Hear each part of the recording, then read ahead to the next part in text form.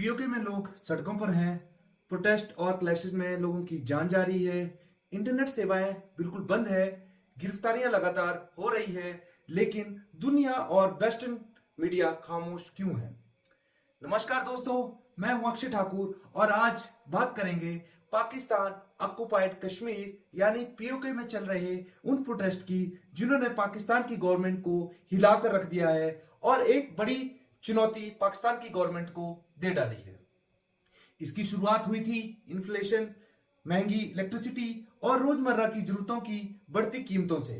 लोग सड़कों पर आए क्योंकि उन्हें चाहिए थी affordable electricity, affordable price for food और बेटर लिविंग कंडीशन।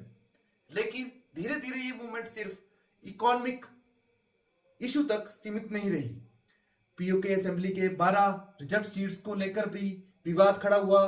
कई लोगों का मानना है कि इन सीट के जरिए इस्लामाबाद की पॉलिटिकल पार्टीज लोकल पार्टीज पर अपना प्रभाव बनाए रखती है।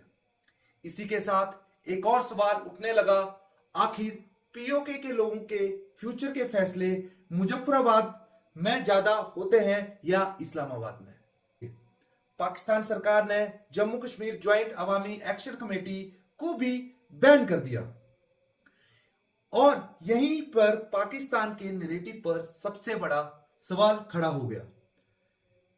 पाकिस्तान इसे आजाद कश्मीर कहता है, लेकिन जहां इंटरनेट शटडाउन हो, जहां पर बेगुनाह लोगों को गोलियां चलाई जा रही है, ऑर्गेनाइजेशन बैन कर दी जा रही है, ह्यूमन राइट्स पर लगातार सवाल उठ रहे हैं, वहां आजादी की दवा खुद सवालों के कटघरे में आकर बैठ गई है। लेकिन मेरे हिसाब से सबसे बड़ा सवाल पाकिस्तान से भी नहीं, सबसे बड़ा सवाल है इंटरनेशनल मीडिया से।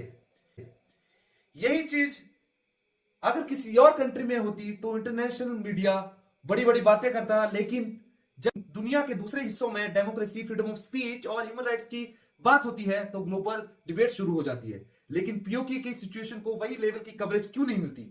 क्या ह्यूमन राइट्स की वैल्यू हर जगह बराबर नहीं, या फिर जियोपॉलिटिक्स डिसाइड करती है कि किसकी आवाज दुनिया तक पहुंचाई जाए और किसकी नहीं? मैं आपको कोई कंक्लूजन नहीं दे रहा, लेकिन इतना जरूर कह रहा हूं कि ह्यूमन राइट्स, फ्रीडम और डेमोक्रेसी की बात तभी मीनिंगफुल होती है जब उनके स्टैंडर्ड्स सबके लिए एक जैसे होते हैं। आपकी पूरे मुद्दे पर क्या राय है कमेंट करके जरूर बताएं और देश दुनिया की ऐसी ही इंपॉर्टेंट इशू को फैक्ट्स, कॉन्टेक्स्ट और लॉजिक के साथ समझने के लिए फॉलो कीजिए अनफिल्टर्ड अक्षय।